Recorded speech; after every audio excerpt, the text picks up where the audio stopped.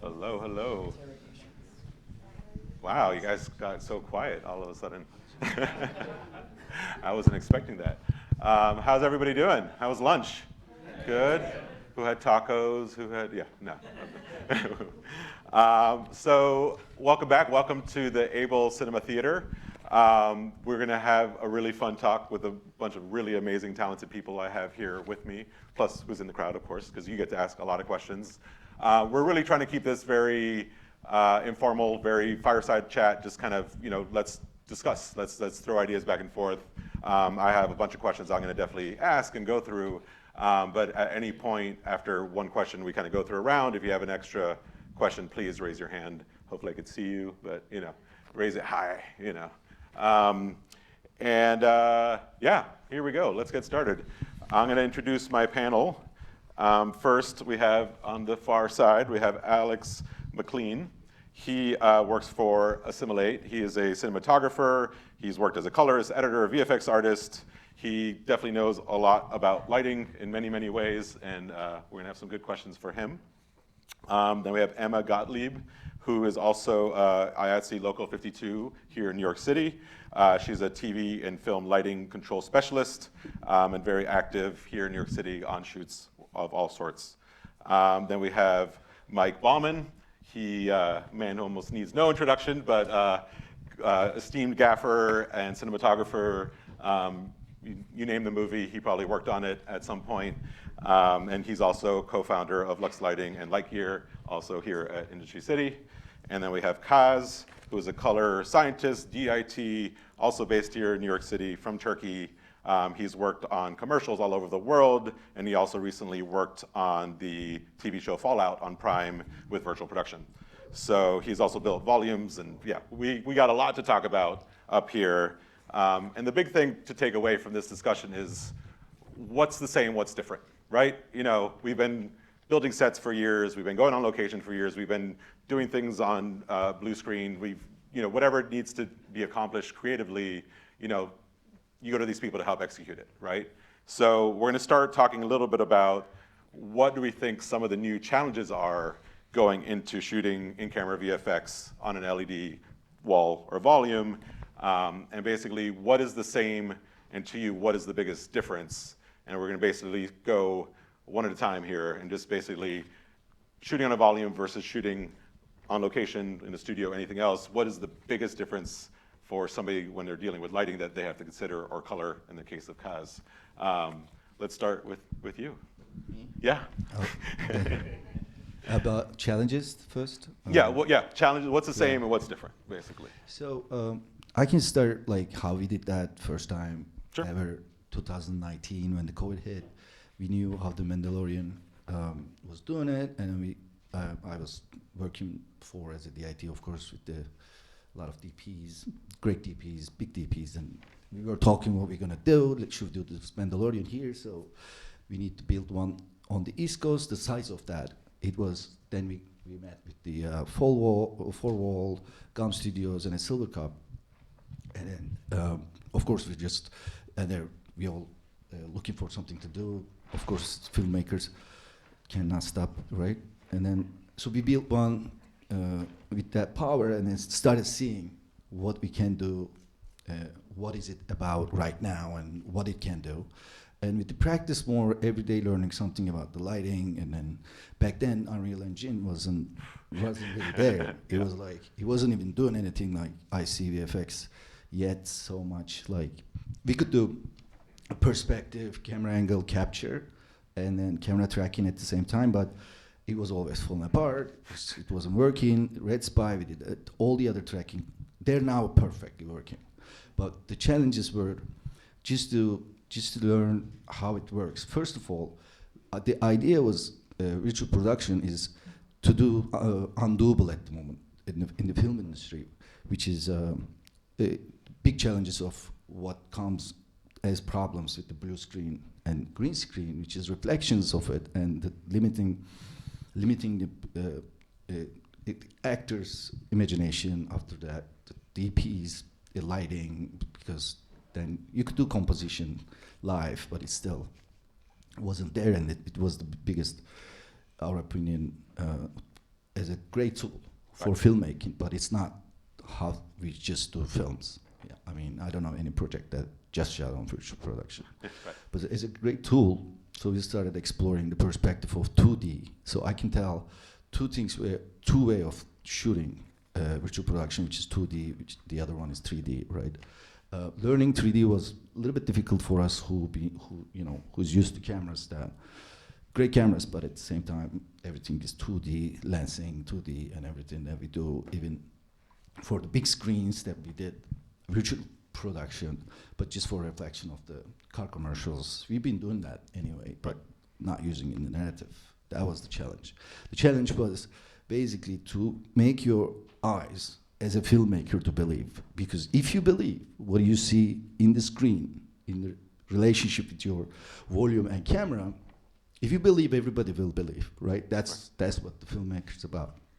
So that took basically 3-4 years until the time that we started the Fallout with John and Nolan brought us on, Stuart Driver, the DP, brought me on, and then the challenge changed. The challenge that we beat before was the perspective 3D of understanding virtual production. Now they said, we're going to shoot film. And that was another challenge. It just doesn't stop, right? So the answer is basically all the challenges. Yeah, it doesn't stop. The virtual production, especially because it's got no end to it. Basically, it can go. I feel like, as a color scientist who did probably about 50, 60 commercials just on the virtual production and 2 big shows, I can tell we have maybe discovered 25% of it at the moment, because of the filmmaking came to this today where it is 100 years, right? So, and it's not still perfect, so it's going every day. So the challenges doesn't stop. Then we challenge with the film. And then the film, to believe, is easy, understand the movement and the camera and everything, but then what's gonna happen after we shoot? We don't see nothing, right? So, and then our lab was Photocam, was in LA. It took 2 days to see what we shot, so we came up with an idea of basically shooting, first exposing and lighting with a digital camera like how we did it before, and then make a lot for it. So you were shooting 15:19 film exposure, the film. And then the latitude of the film camera is different than the digital camera, so we had to come up with a lot that works in the digital camera that represents the film camera. So after a lot of tests, luckily we had good budget from Prime, so yeah, about 80 million. Cool. All right, let me pass it on to. And then that was the challenge, and then we beat that too. So. Yeah. Cool.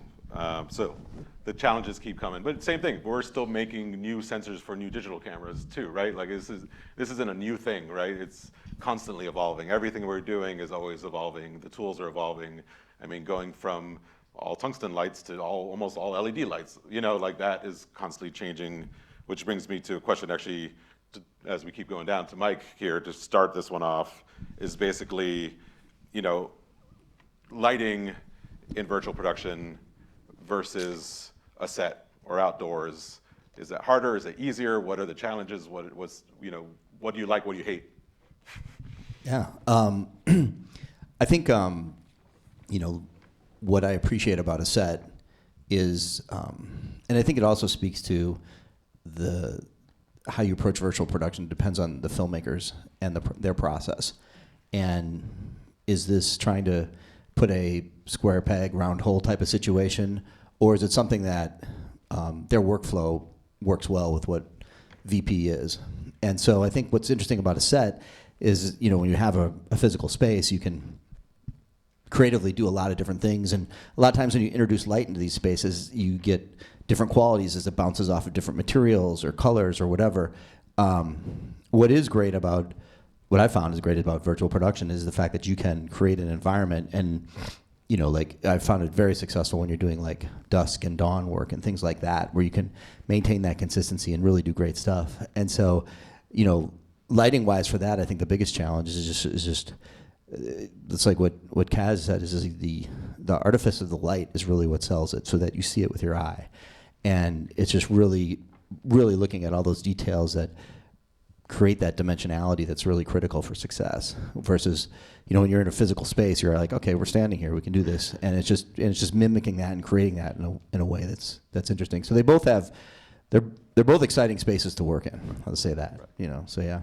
Cool, excellent. And then to go down to Emma and Alex, basically, as far as the role of image-based lighting in virtual production too, in your experiences, in the projects that you've worked on, like how much of the lighting is baked into the image-based lighting versus adding extra sources and extra control, because I'm sure a lot of people are like, oh yeah, just load it up, map it to the volume, and you're done, So if you could both speak to that a little bit.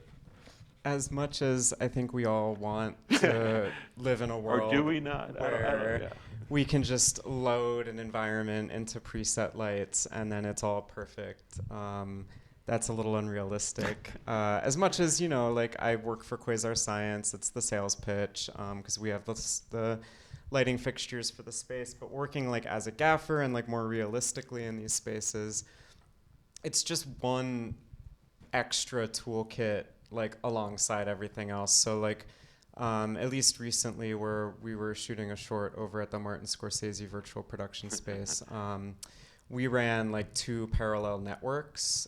So we had an ETC console running very traditional, our Ring of Fire around the stage. We didn't patch that into Assimilate, which we were using for the pixel mapping. We didn't think it was really necessary. It was a little too much movement and a little too that sort of ambient light can be a little more abstract, right? It doesn't need that kind of granularity of control. And then we also had a bunch of fixtures point source fixtures, for example, a single pixel, an RE orbiter. Doesn't work super well with pixel mapping because you can't really granularity find the color you really want, and then the environment's changing a lot, and it's a little easier to just run that through a traditional board as well. I found, and then I was also using hot lights and double nets and stuff, right? So it definitely was sort of a third dimension, when you have your hot lights, stuff that you're just controlling on the ground or at the head, and then you have stuff that you're controlling on your console. There's a whole other world of okay, and then what lights do I have where I'm pumping stuff from the environment through? And we actually found that it was the IBL stuff ended up sort of being the ambient replacement, because the biggest difference between the virtual production stage and real life is all those little, kind of what Mike was saying, all those little qualities of light that happen just from light bouncing around the room, right?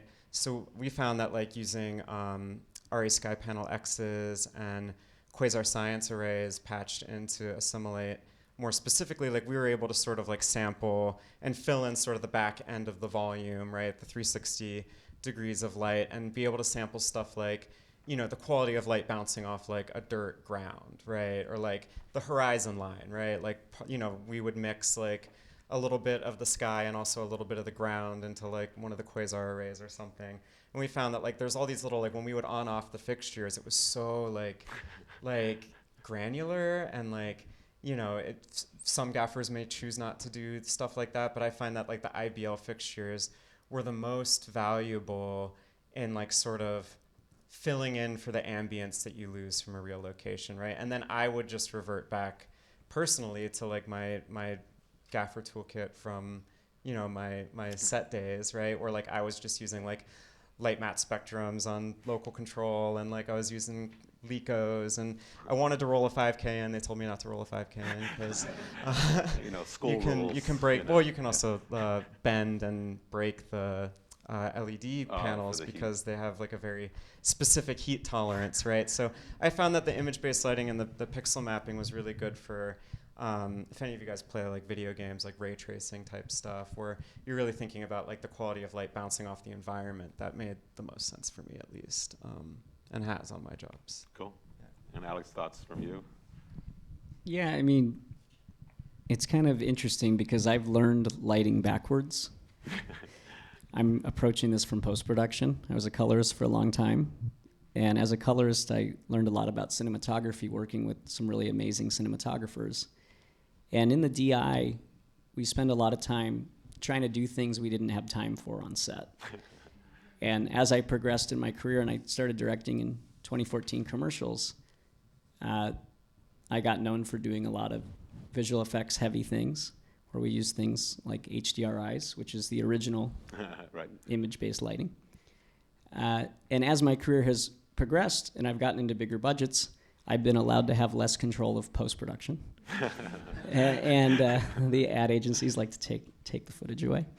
So I have leaned more and more heavily into in-camera visual effects. And during COVID, pre-COVID, I had no interest in shooting on sets whatsoever. And that forced me to start building sets and really think about lighting. And just because we were restricted with the number of people we could have. And then I dove into this whole virtual production thing about 2 years ago. And I still was not quite interested in lighting. And then I realized very, very quickly that lighting is 75% of virtual production. You can have a Mandalorian-size volume, but you're not going to get light very far off of this wall. And so that's sort of what I learned lighting-wise. The difference is, or I guess I'll talk about how I approach it, is that the first thing I try to do is just match the background to my lights and use that as sort of a base coat and just look through the camera and make it feel like a real location. And then once we have that, then I call in my gaffer, my DP, and I say, okay, make it look pretty. And so that's sort of how I approach it and how we can get things that can feel like a real location with maybe even just a still image as a background. Cool. No, that all very much makes sense. And I think it's really easy to overlight both a location or a virtual production set. I mean, I think, less is more sometimes. It's really easy to, especially with IBL, to really get carried away and be like, yeah, turn everything on and blast it out. And then you're like, oh, why is it so flat? And I feel so much of what gives it away a lot of times is that you have all that light and you're getting all this wash on the wall and your contrast has gone to hell, and it's just like, virtual production, who wants to do that? So and obviously there's always challenges to all of that, right? And kind of staying on the similar topic of, I think one of the challenges, and this ties not just to lighting, but is blending the wall into the foreground, and especially that transition between the wall and the floor. Do anybody have any tricks of things that they've done? Anybody basically to consider when trying to do that? You were messing with that a lot on the job we did, Kaz, right? Especially with Yeah, I mean, that's all I do, Right. actually. Great, you have all the answers. I mean, that's my job. But yeah, challenges is like, for that, is really difficult, really difficult. I mean, as a workflow it is. So because when you work with the VFX team who creates the 3D and then, or 2D, needs to fix things that you see on set, that goes back to it and then you wait for it. And that's why it makes it so important to do a lot of pre-light. So during the pre-light, your gaffer, your pre-light DP, sometimes it's just a pre-light DP, three of you become so close. It's almost like never been like that on normal sets because gaffer is there and then DP comes to your cart and then you do other coloring. But now, so you need to, three of you need to talk about this matching thing. Mm-hmm. So you look at that scene, you see obviously it's not working. Like she said, that the background never matches actually because the objects you use in the front looks different in camera.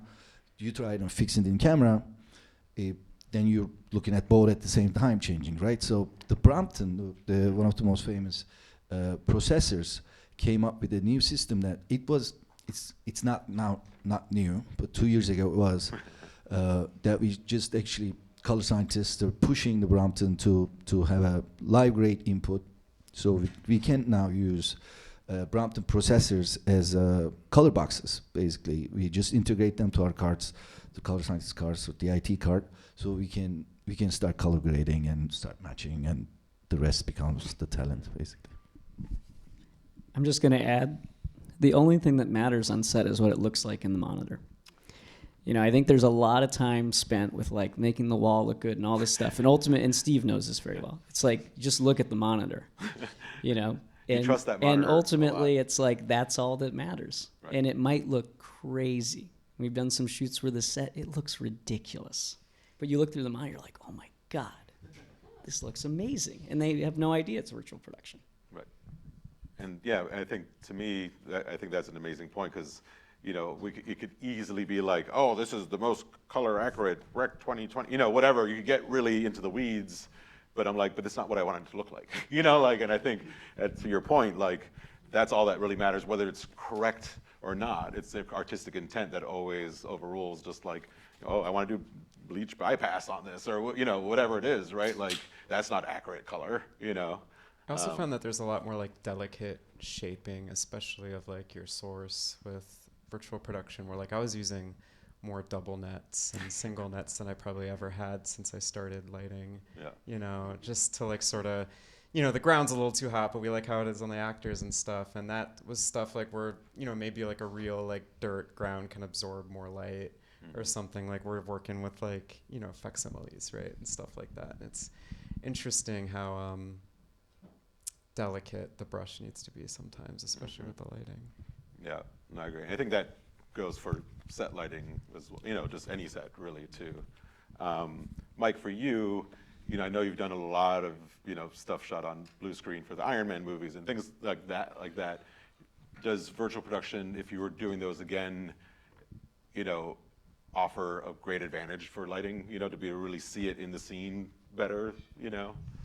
I think one of the things is to go back to workflow, because like on Marvel, for example, a lot of their stuff, there is so much story points that are changing, and so they generally default to just doing green screen only because there are so many story points. It's like, oh, this character is going to spin off into this, and it's, I mean, you know, the creative process, and to speak to what you just said, which is that we're all doing this in service of the creativity and where that's going.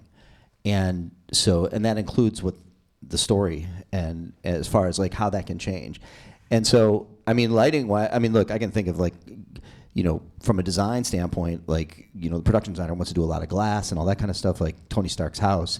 It would have been great to have a VP. We ended up doing a Translight out there for most of it just because you needed something that would be reflective and all that kind of stuff.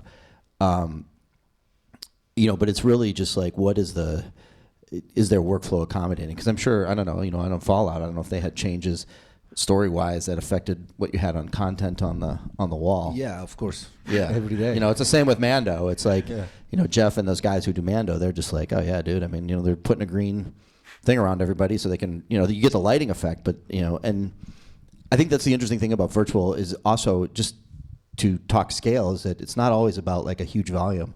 I mean, there are people doing some incredibly creative things because the tool set is so accessible. It's not like you need to have, you know, I mean, it's excellent aspirational stuff of what Fallout is doing and what Mando is doing, but people are doing amazing stuff with tools and software that is just like what people are doing in Blender and how they're incorporating. I mean, I know somebody who did a car commercial and they went to Costco, got two 85-inch TVs, shot the weekend, returned them the next Monday, and it looks great. And I did one of those. Yeah. 16-inch though. Oh yeah. So there you go. It's like that's that kind of thing, you know. And so it's just it's exciting. It's an exciting time on how it services the creativity. Mm-hmm.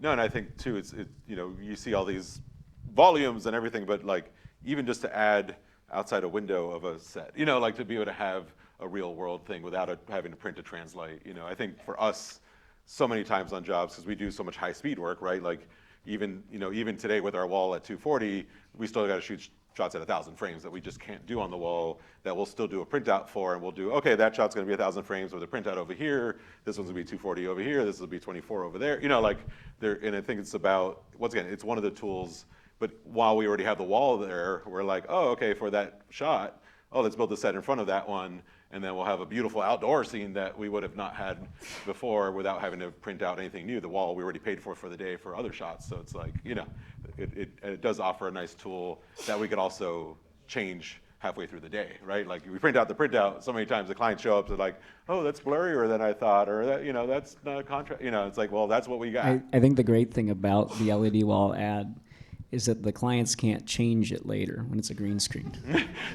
Which I don't know how many directors talk about that, but that's a very nice, you make them commit on the day. I'm also finding that I get I wasn't expecting to get calls about green screen workflows ever, but everything being done in the LED wall space retroactively works really well for green screens. So at least in my role with Quasar, we're selling a lot of IBL, assimilate setups and stuff, and recommending camera tracking and recommending this, that, and the other thing for green screen studios, right? And it's cool that after touring some of these spaces and everything, that you can do the Unreal and every, just by swapping out the background with a cloth, all of a sudden a virtual production workflow becomes super, super accessible for a lot of people. Mm-hmm. And I think let's rewind to workflow for a second too, because I think a really important thing to consider is now, right, lighting is being done before you're on set. A lot of lighting is being done before you're on set, right, as they're designing the worlds. And, so in your experiences, how soon are you brought on ahead of a shoot day to advise on lighting? And is it usually often enough or too late? 90% of the time, it's always too late. I mean, it's, what Kaz was saying earlier is just the fact that testing I found is so critical to this, to really understand how things play together and how does everything play nice together in a way that you can have a productive workflow and make your day on set. And it's coming at the last minute a lot of times. It's just because 70% of this, like we were saying earlier, is lighting and just really creating that artifice. And that the conversation is always, you can never go wrong by starting the conversations early. Almost never. Yeah. I most of the time just show up with my laptop with Assimilate on and I input capture. And what is nice though is that at least if you're running your pixel mapping through a piece of software like Assimilate, I'll do some quick grades on my lights, mess with the S curves or the gain or whatever, and that at least gives me some control. But I have found that it's very fascinating how close you need to get with the virtual production supervisor and the video department in a way that I haven't ever had to develop those relationships before. But it's cool to run over to the Unreal operator and be can you move this around real quick or whatever. And the tools are really, really flexible where it's, it would be nice to be there for the broad strokes, but also I can dial the sun around. We can dial the sun around whenever we want or whatever. So, yeah.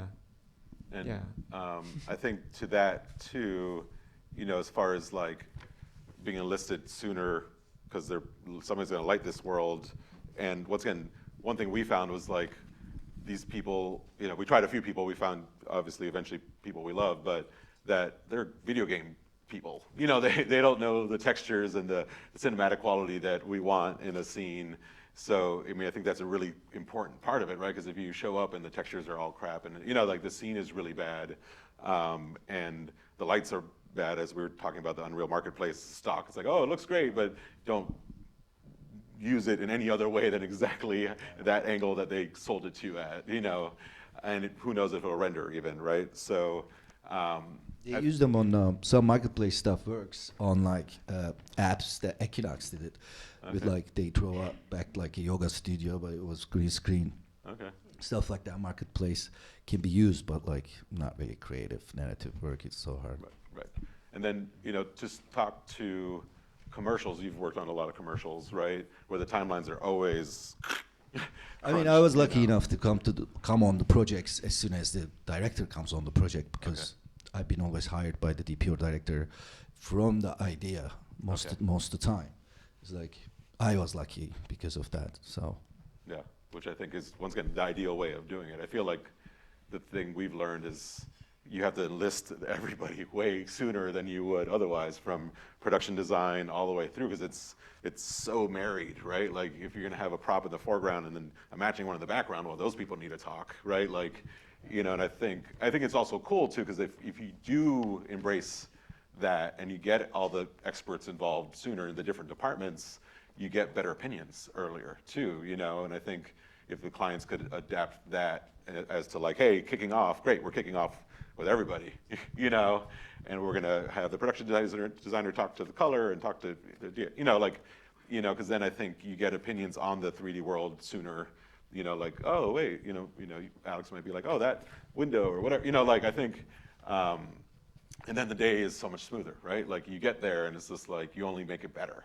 You know, I think all of us could speak to the fact that more time usually leads to a better end result.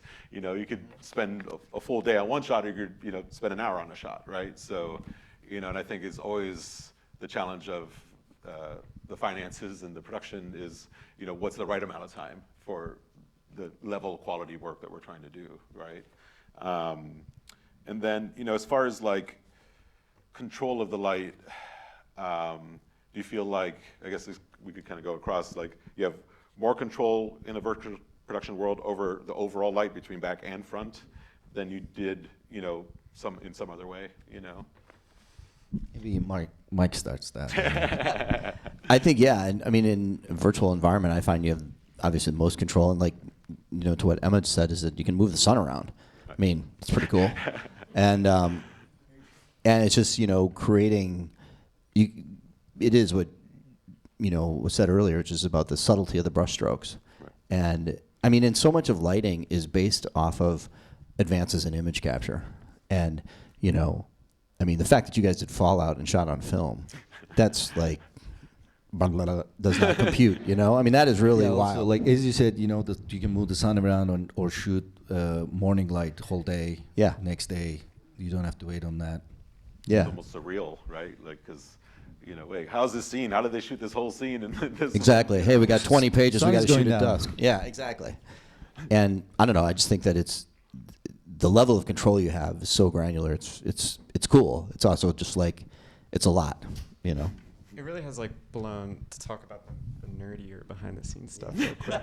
It kind of has like you know, a lot of like the data protocols and the software that we're using to control the fixtures isn't really anything like necessarily new. It's a lot of stuff that comes from like, you know, the rock and roll concert world, or like the campaign rally world, or whatever, right? Like I had never used like Ethernet cables or like SACN protocols before, and I was like doing data networking on like big shows, you know, wiring up like stages for years. And so like the sort of like pixel mapping's been around forever, right? And I remember doing some rudimentary, like running videos through Sky PANELISTS 60s way back in the day. But it has kind of like, it's a big ask, I'd say, for maybe a lot of technicians that already work in this world, because you're asking them to learn like a whole new, at least for lighting control, like a whole new side of the world that we don't traditionally like touch, right? But also like there's like 1,000 ways to set up a lighting network now. Like you can run parallel networks where you have your IBL network and your like, you know, ETC console, or you can marry them together and like do like LTP merging or something. And just like the sort of like narrow lighting control world that like film production is really like refined and specialized over the years using like DMX 512 cables and wireless CRMX has just kind of like blown out of proportion in like a fascinating way, which is why I started teaching like classes and workshops, because there's all these like, you know, union programmers have been around for years, and they've like rarely ever touched Ethernet cables unless to go like to, you know, gateways in the ceiling, right? So I think something that we're finding, at least Alex and I, is like finding ways to sort of marry like pixel mapping software like Assimilate, which a lot of lighting programmers really haven't touched stuff like that before, with like the workflow that they already know. And like I prefer generally to run like 2 parallel networks. A lot of people like to interlace them, but that's a massive conversation to have ahead of time. And I'm almost more concerned about the data networking, like how we're structuring the network, rather than what's in the fucking Unreal scene, to be honest, because that's way that makes it work or not. Yeah, right? Exactly. Yeah. It's like, can I get the lights to turn on? Right. So that's what, you know, if I am brought in ahead of time, I'm more concerned with like, how are we building this data network rather than like what's in the scene. And I was gonna say that just shows how much this has changed, because it used to be power was the Yeah. thing that you had to be the most concerned about. Like, do we have enough lights and do we have enough amps and and now it's like, screw power, it's all data. It's like the amount of data, especially when you go into locations, you put in like a building level infrastructure system of of networking in like a day, and how do you execute that and make it work? And it's a whole new skill set for what this. department is that under? Yeah, it's a whole new The thing. networking It's great, and department. now we're asking so much more of it. Okay, now we're running our video content through it, and it just keeps going. Well, just for example, like on this like thing that Kaz and I did before, like I had an ETC network with a bunch of managed network switches, and then I had the Assimilate network with a bunch of unmanaged network switches, and then it's like we had to have an entire day of like figuring out which fixtures we're going to reserve for this network, which fixtures we're going to reserve for that network, and then I had a Lumen Radio Stardust, which also like I was, sometimes using between the console and everything. So Simon Cleveland was my board, the board op I worked with. We kind of like co-lit it. DP's here, yeah. Yeah, and it was really like, that was a lot of work. It was a massive amount of work. Yeah, so we had like almost sometimes like 3 networks running just to get some lighting done. Yeah. Yeah, it's very convenient. My brother works for Cisco Systems, and he's like a CCIE level, so if you ever need any networking crazy help, he's yeah. And that's why we built into our studio. We have crazy amount of fiber networking, because it's like, it's the future of, it's not a 3-pin or 5-pin cable, running between fixtures. I mean, that you still need sometimes, but it's I have more a and more gateway in my kit Ethernet. at all times, because I am still running 5-pin, believe it or not, even for exactly. IBL fixtures. Yeah. Cool. Kaz, you had something? Yeah, I mean, talking about the beginning of it, the focus racking wasn't in Unreal, Right. wasn't exist. DMX wasn't exist. I'm talking about 2018, 2009, and when we started doing virtual production, marketing it, and I got a lot of pressure from DPs that when is DMX gonna be integrated? When is are they gonna work on this? Because I mean, it was just mind-blowing experiences that every day. Because you got the budget, you got the money, and things aren't working. And DP's directors are asking for it. You're calling Epic Games, you're calling Area, and then this push, basically, you push, until it doesn't go, basically, and then it does work. So. Mm-hmm. Yeah. No, so many places that, so much is new, right? Especially, I mean, Mike, for you, all the lighting department, LEDs, lighting alone changed everything, right? Like, suddenly the gaffer was just like, boop, boop, boop, I got my iPad here, and, you go back to like huge dimmer packs and all, like it was such a different experience, Yeah, I mean, it's amazing, like how, well, to speak to it, is how complicated things are now. I mean that in a good way, like control, but it's also just like in such a small package. The physical isn't the thing anymore. It's just like you've got so much pushing around data-wise, which was just, I mean, it's an exciting time. And to speak to just what you're saying is just that, like, how much change has happened. And these tools are there's only gonna be more change. And while it's intimidating, and then, I mean, of course, all this is gonna have some sort of artificial intelligence component that's gonna come into it too. I'm waiting for that one. Yeah, that's gonna be big fun. And it's just, but I mean, it's an exciting time because you're seeing a level of accessibility to this technology that normally you had to have such a big spend to get into it. And now it's like, I mean, these tools are, I mean, some of them are free, some of them have, there's a lot of ways to get experience with them and really start to understand this and build a skill set. Cool. I think we got about 15 minutes left, so I definitely want to leave time for questions. So let's do that. Let's start with some questions, and I could keep going if we need to, but there you go. I think Emma mentioned the mixing in green screen technology some of the time. I lost how that works. How is that still happening? How are old-fashioned green screens still playing in this world? Alex and I worked on it was our booth for Cinegear New York, which was down the street here, but we, Assimilate can bring in input captures from cameras.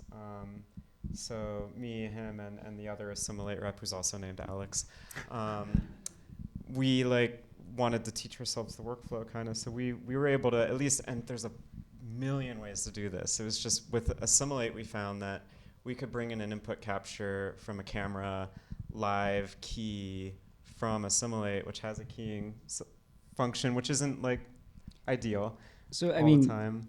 what's really great about virtual production is virtual production doesn't necessarily mean LED volume, right?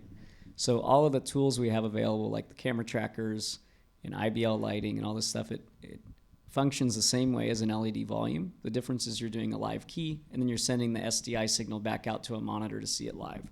And it makes such a big difference, even if you have to key it later in post, because you can actually light to what your background is. And we would like sample the lighting, at least for the IBL fixtures, from like the reference media. So at least for what we did there, we brought in like a Unreal environment that we were texture sharing with Assimilate, and we were just sampling from like the Unreal dome that we were using. So yeah, it's not terribly hard. It's just keying and then like sort of live keying. And at least it gives you a reference for post-production. Even if you rebuild the shots, you've got dailies of even a slap comp. So visual effects company has a reference. And you're doing like a ghost frame demo later. Yeah, right? exactly. Like later this afternoon, you'll see a more extreme version of this, which is you're actually shooting simultaneous green screen and your scene. So you actually shoot 48 frames instead of 24 on the camera, and the Red Raptor XL will actually feed you both live feeds out simultaneously. So you have your back pocket green screen, you have all your reflections from your other take, and you could, in post, do whatever you want, and your VFX people are like, we love you. Because I know the client's going to change stuff anyway, you know. With like the same tools, we can build, Alex and I consult on a lot of virtual production spaces. Like we can use like almost the same workflow for a giant Martin Scorsese size space, all the way down to like, I work on a lot of small corporate studios where they want to just bring their CEO in and shoot them on the Alps and then send them out there, right? Yeah. And it's like the same consultation, it's just the scale. It scales up and down. Yeah. And we haven't also mentioned set extension too, is a whole other thing too, right? So, I mean, you saw the size of our wall, we could set it up so when I go off the wall and I look over here, I'm in the Unreal world, like there's a planet or whatever you name it, and that all marries beautifully together if I have a green screen off either side of the wall, or if it just masks out the wall and you don't even need the green screen, so there's other tools that are really cool to see them live as you kind of do it. And last year we had a little thing where we built a set and we did a bunch of set extension, and it was really cool and fun. But yeah, to the green screen side. Cool, other questions?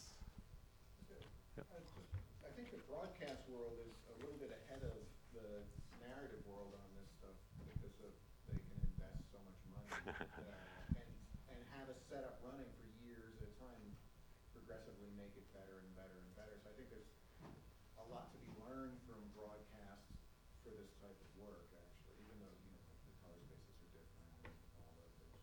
Frame rates. Of course, but those guys, I've been on volumes in Fox Studios where they're running the Skype systems, and it's really insanely impressive what they do with set extension. Yeah. Yeah, we consult with broadcast studios all the time. They picked it up way quicker than cinema people. Yeah, because they're like, we got this little room. How do we make this feel like an amazing space? We're just like, oh yeah, we've been doing stuff like that already. Okay, cool. Less of like a cell. Right. Well, it also could be the same set every day too. Yeah. Even things like foreshadows, they have that completely down. So they're grounded to the surface that they're sitting on. We struggle with that stuff a lot. They're doing it like in real time. Right. Like a quarter-second delay. Cool. Other questions? Alex, I think you touched on using some consumer LEDs for like smaller scale productions for maybe those of us with lower budgets. Are you able to expand on like some of the considerations for lighting and color balance in camera with those things that you have less control over, like a Walmart LED, for example? So I would build your lighting budget first before your LED budget. Some of my LED manufacturer friends in the audience won't appreciate that, sorry. The other thing is the pixel pitch. It's generally, if you got in meters, multiply it by 2. So if you got a, 2.6 pixel pitch, multiply it by 2. I typically don't put anybody closer than 15 feet from the screen. I know that on Batman, they didn't put any talent closer than like 30 or 40 feet. So that's, this is not ideal. So that's a big thing. So if you got a bigger pixel pitch or older panels, then you're going to need to put people further away, which means you're going to need a bigger wall. So diminishing returns. That's sort of something to consider. a big consideration is the lighting spilling on the wall, right? So yeah, I mean, you're kind of, it's tricky. I have a little bit more of a specific scenario if I could bounce it off you. Just, Sure. I work for a small ad agency, and we have like some 90-inch LEDs and things, but I've had a hell of a time trying to get the in-camera shot to look good with the maybe the coolness of the temperature coming off the LEDs mixed with normal lighting, LED lighting and things. Sounds like you need live effects to do some grading. Insert plug here. Just getting that to balance out more smoothly using regular studio lighting and techniques mixed with that consumer level LED that I can't. Come find me after. This is a, Yeah, I may can feel like- help you, but. Getting a little technical, but Yeah. But that actually touches on something Steve wanted me to mention that I'm remembering, which is color spaces and lighting, which is now, now what we're seeing is we're having, I mean, I haven't been on an LED volume that uses one manufacturer of lights. Right. And a lot of you know it's very difficult to match all the different manufacturers. So something that's happening now is actually putting things into the same color space as the wall. Like for example, Rec 709. So that would be, if you're running your TV in Rec 2020, and you can now put your lights into the same color space, you're going to have a lot easier time matching those colors with the lights and the background. And I think it really comes down to, in your situation, having enough control, right? So, because the camera has to match to one or the other, and then you got to balance the other one to fix it. So if you have to go to 7,000 degrees on the camera to match your LED wall and what you could put on that, then now your lights better be able to go to the same place so that you're in the right place, so. And also the spectrum of the LED volume is Right. basically maybe 10% of what cameras can see. Right.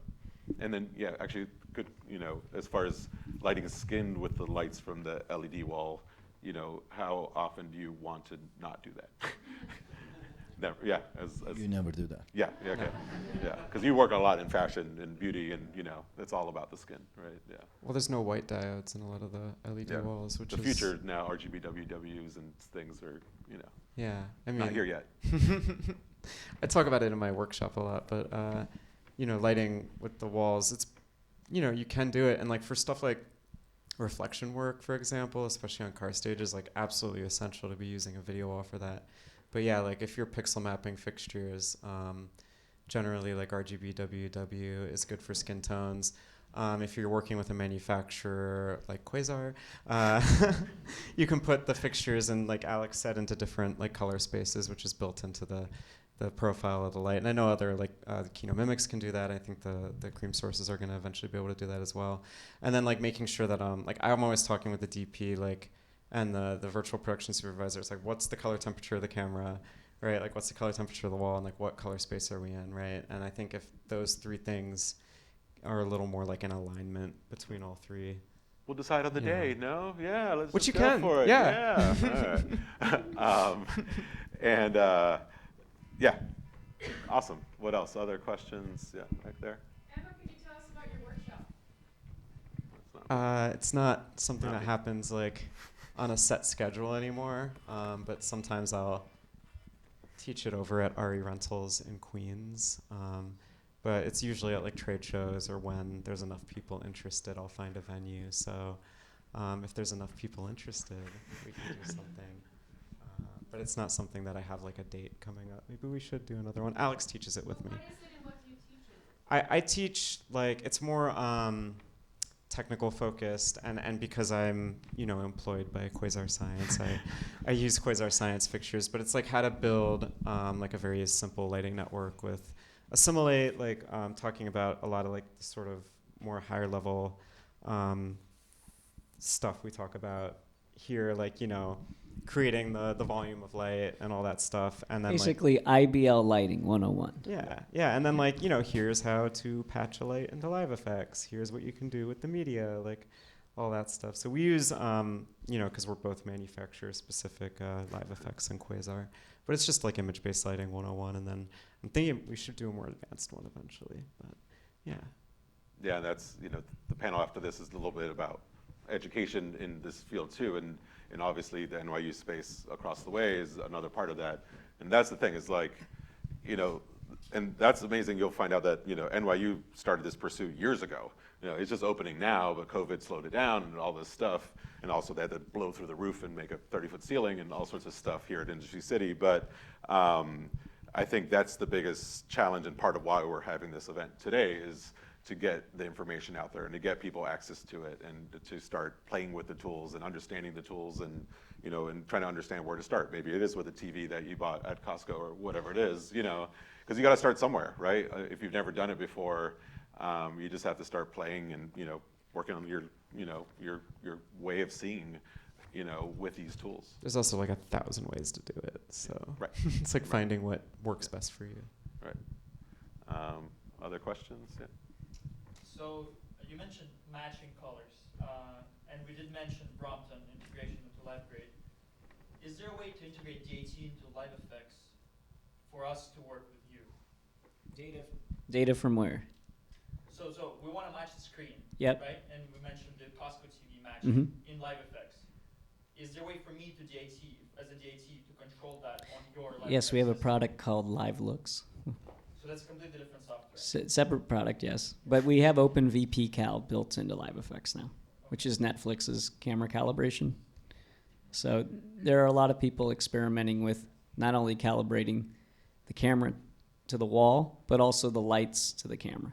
So as Steve mentioned, right? So if you just bring your camera in here and you set your wall to 6,500 Kelvin and you set your camera to 6,500 Kelvin, but you look at it and it still looks green because you're using Cooke lenses and those are warm, then you're going to have to change the white balance in your camera to compensate for that. Well, now your lights, what are they matching to? So we have to kind of zero everything out. So if you're able to create a lookup table for your wall and for your lights and bring it back to your camera, then now everything's neutralized, right? And you can shoot with your normal ISO and Kelvin temperature that you're used to. Also, the spectrometer is a very good tool for that. You can measure your lighting and then the wall, and then read it, and then make your adjustments in the Tessera, the wall controlling system, and then LiveGrade on top. Don't do Unreal Engine color grading. Yeah. The nodes are not there yet, but. And do you find, you're more involved in talking to the gaffer on color on their lights versus your wall and the camera? Definitely. On virtual Gaffer production became my sets? best friend at the moment. Yeah, exactly. Yeah.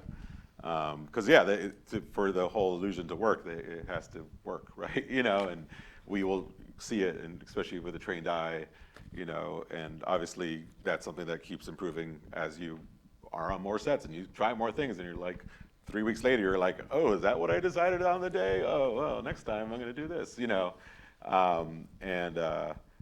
but it's definitely always a challenge, even being on a location and matching your lights to that location too, right? Like that still had its own things. They're like, oh wait, there's this brick building across the way and all that light is bouncing off of it's coming in. Why is everything, so it's not necessarily new. It's, it's just understanding what's actually happening and having the tools to fix it or adapt to it, All right, other questions?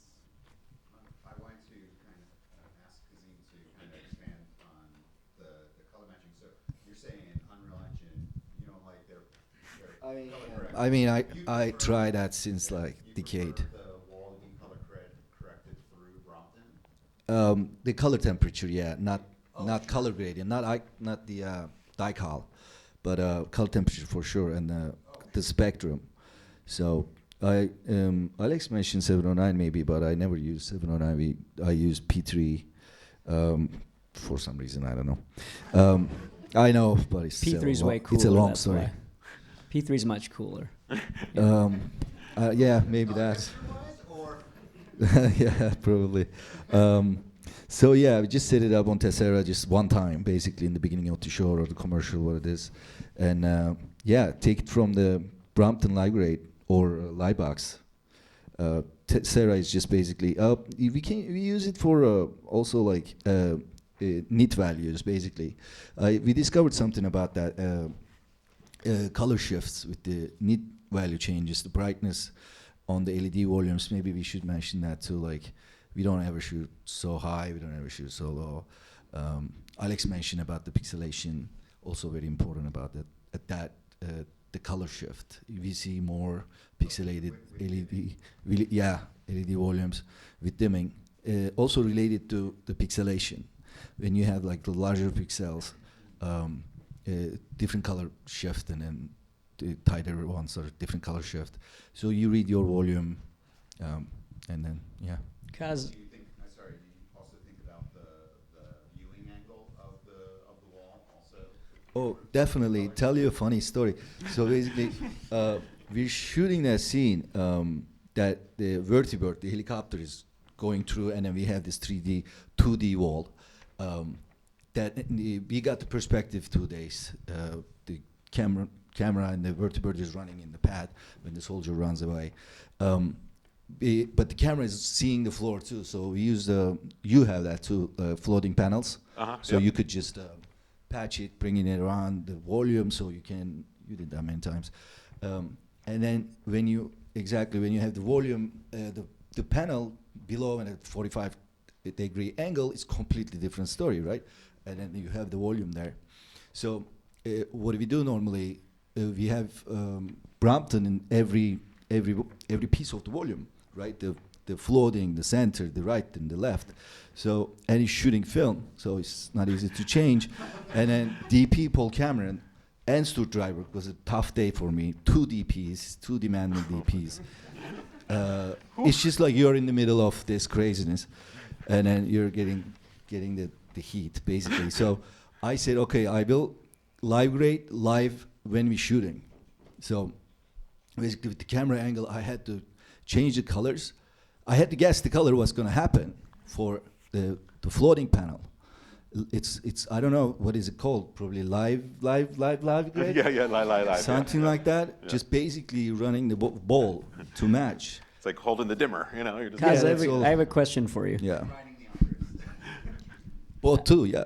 I don't know if you can answer this about Fallout, but I'd be really curious. What did you rate the wall at? And did you rate the wall at the same brightness? How many nits? And was it scene specific, like Scene to the film? specific Okay. for sure. So we find out the Unreal for the Unreal spectrum on the volume was touch brighter than the 2Ds. So we shot the Unreal stuff at 600, and then the 2Ds about 800, and then always stay there, just because the VFX team wanted it that way. Did so. you shoot any tungsten film on it? Oh, total. Oh, yeah, Total 500T? tungsten, mostly tungsten, because it works with film basically so good. So when we have the volume 42 feet high, and then the ceiling was about 54, and then we had this gap that we filled with 20Ks, tungsten Fresnel lights, like you wouldn't imagine. But then, so we had like 5 DPs. One comes in, they say, I want to shoot the Sputnik, and then I put like, more directional lights and. That's so big use fun. that. Yeah. I mean, it's crazy because I saw the size of the volume you guys use, and it was just like, and then shooting film in that. I mean, Yeah, but like when I'm I glad walked you're in still the studio, sane. there were only boxes there, so the pile of boxes, and then that was day one. Whew. All right. Well, I think that is our time, right? I believe. Yeah. Claire, good. Yeah. All right. Right on schedule. All right. Cool. So we're gonna take a little break. Thank you to our panelists. thank you. Thank you guys. All right. And I think 15 we had scheduled, right? 15 minutes. So 2:45, and the next panel will be ready to go. All right.